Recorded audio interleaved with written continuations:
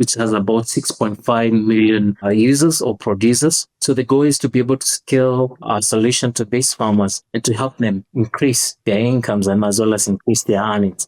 Today, we welcome the CEO and founder of Shamba Records. George, welcome. Yeah, thank you so much, Brandon, for having me. It's a great honor just to be here. Well, it's absolutely my pleasure. George, I'll be honest, when I first saw Shamba Records, I thought we were going to be getting another music application within the Hedera space. And while I love all the music applications and the things that are happening in the music industry alongside Hedera, I was pleasantly surprised to learn about what you're actually doing. Can you give us an overview of Shamba Records and the impact that it's having in the African region? Yeah. Thank you so much, Brandon. We normally get that about Shamba Records. Everybody thinks it's a music or maybe a podcast company, but actually we are a very different company, and we are solving one of the most pressing needs and challenges that's there globally. And actually, what we do at Shamba Records, we're bridging the 300 billion US dollars digital gap in Africa's agricultural market. And we're doing this by providing a traceability tool that's able to track data from the farm level to the aggregation all the way to the export market. And when we do that, Brandon, we're able to unlock and automate a number of key essential services to the farmers. One of them is providing a farmer wallet, which is able to cut down the payment period from 90 days to just a single minute to the farmers. Besides that, we're able to provide a credit scoring engine that's able to score smallholder farmers and also unlock new credit line opportunities for these farmers. And lastly, we're able to provide market linkages to the farmers. So making sure whatever they produce, they're able now to get a ready market. And so far, our impact has been very, positive to the farmers. We have seen an increase of about 30% in terms of their incomes, in terms of also their yields. And so far, we're able to reach more than 50,000 producers in our solution. But you may ask yourself a very important question. Why are we doing this? And actually, one of the interesting facts, Brandon, is that Africa is the highest growing population continent. We're looking by the year 2050, the actual population of Africa will be about 2.5 billion people. When you're looking about 2.5 billion people, that means you have to increase the food production capacity. You have to provide new lines or new financial lines so that the farmers can be able to produce more. And you'll be shocked to know that only 4% of the total commercial credit goes to the farmers. And that's why Shamba Records, we're doing all this to be able to prepare for the future, provide credit line opportunities.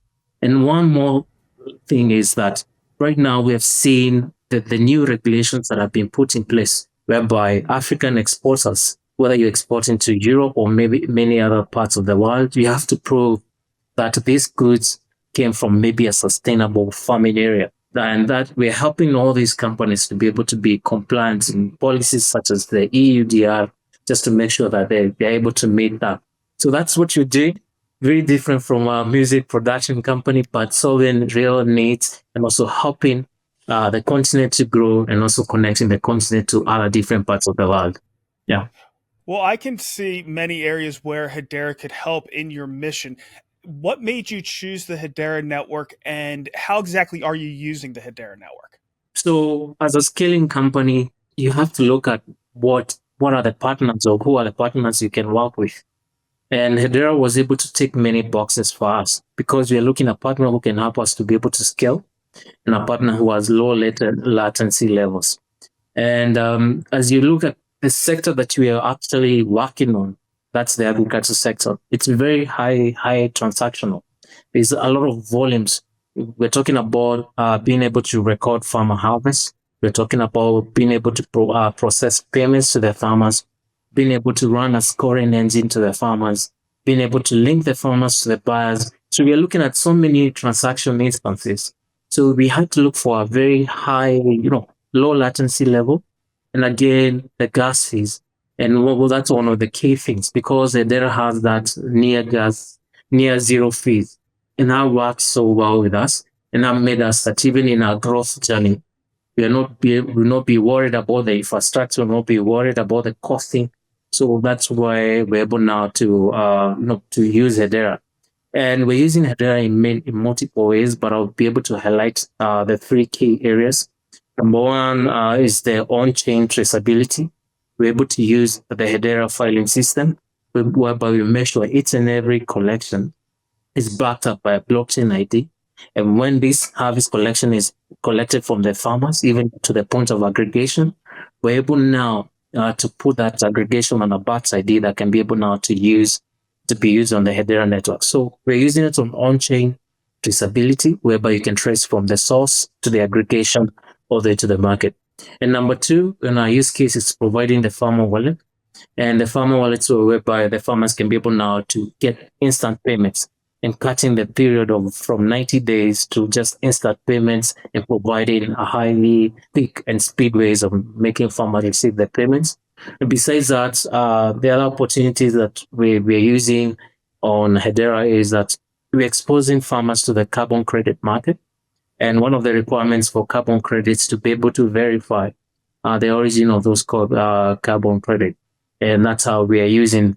And again, we're not just limited to that. We're just exploring different opportunities and ways of really maximizing the network.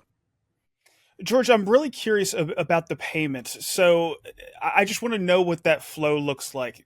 Is it where, the commodities exchange itself sells whatever the asset is, and then that gets somehow transferred over to, or some of the value gets transferred to the farmers, and how does that get divided up? I'm just curious what that looks like in your framework. Yeah. So as I mentioned, Brandon, it's a very high volume transaction industry or sector. So the first transaction is when you're collecting the goods from the farmer. So that's the payment, the first payment area. And once before now we process the payments, we have to make sure that we're verified the quality of those goods as well as the quantity. Upon verification, we're able to publish that on the network. And then from that, then we can be able now to go ahead and do the payments to the farmers. But remember, at the end of the day, some farmers may not be able to get those instant payments because if the aggregator, their work is to aggregate, is not to sell immediately. So that means there's a very whole payment delay. So for us as Shamba Records, we're able to provide a solution to that gap, whereby instead of the farmers waiting for a long time, and since we have been able to verify the source as well as we've been able to verify the quality and the quantity, we can go ahead and provide like a simple credit or maybe a microcredit to these farmers. Yeah. Is that being done with stablecoins? Yeah. So we right now, of course, we're dealing now with the real market, which is now it's making sure that we provide a way to the retail market. So we have to use stable coins and also just to be able to avoid a lot of fluctuations, especially with the different types of tokens. So right now it's just purely on stable coins and making sure that the farmer is able to receive what they're supposed to receive. Eventually, maybe later on in the future, we can be able to explore other tokens on other opportunities where farmers can be able even to earn from different tokens. Yeah. Understood. So I was impressed looking at your website to learn the scale that you've already achieved. What do you attribute the success to this point, and what are your plans to expand in the future? Yeah, thank you so much, Brandon. Yeah, I think the first thing that we always ask ourselves, this solution is meant to solve the farmer's need, and that's the answer that we had to answer to to the farmer. And what led us to be able to make or customer make a solution is to be able to provide a hyper local solution to these farmers. What I mean by hyper local solution is that these farmers can be able to access even our solution offline. They don't need to have even a smartphone, and they don't need to understand that blockchain is running our engine. What they need to understand is this solution solving our needs, and how is it solving? So one of the channels that we have to provide is a very hyper local that can be able to provide a channel to the last mile user who is a farmer. But besides providing a channel which is hyper local, we have to make sure that the content or the information that the farmer is getting, it's very relevant to them. Because at the end of the day, the farmer has to ask himself, why am I using this solution? If I'm using this solution, am I able to double my income? Am I able to increase my yields? So the goal was to be able to engineer the solution. Number one, to be very easily accessible. Number two, to be very key and relevant to these farmers, whereby farmers, if they need information on advisory services, what kind of inputs they need to use, what kind of extension services they need to use, they could be able to get it on our solution. But besides that, we know we cannot be able to do all this alone. So we have to work with different partners. We've been able to partner with one of the leading government agencies, which has about 6.5 million users or producers. So the goal is to be able to scale our solution to these farmers and to help them increase their incomes and as well as increase their earnings. So it's a continuous journey of partnership and knowing the needs of our users. Well, congratulations. I'm really impressed, as I said, to this point. Is there anything else you'd like to pass on before we let you go? Yeah, Brandon, of course, we're continuously doing amazing stuff. Right now, we are running a very intensive and a great campaign, which we call the farmer coupons. These farmer coupons is just to be able to expose the farmers to the different parts of the markets and different parts of the world. And you can be able to buy like a farmer coupon, which stroke like an NFT, and support these farmers, whether it's an individual farmer, with a group of farmers, whether it's a community type of farmers, you can be able to participate this and see the real change that you can be able to deliver to these farmers. So if you want to know more details, just check out on our website, on our socials, and we'll be able now to get back to you just in case of any queries. But we welcome you to support this cause because we'll be able to change the world. Thank you. Sounds like a fantastic initiative. Thank you so much for coming on today and telling us about Shamba Records, and good luck. Thank you so much, Brandon. Thank you for having me. And great, it's a great honor. Thank you. I'm now posting these interviews of Hedera builders independently to my channel. The community, influencers, and media outlets are free to use this content to spread the word on what's being built on Hedera. Once they're all uploaded, you'll be able to go to my channel and search for whatever topic or team you're interested in to find more information. Or you'll be able to get the most recent Hedera news by watching the latest HBAR Weekly update. So check them out.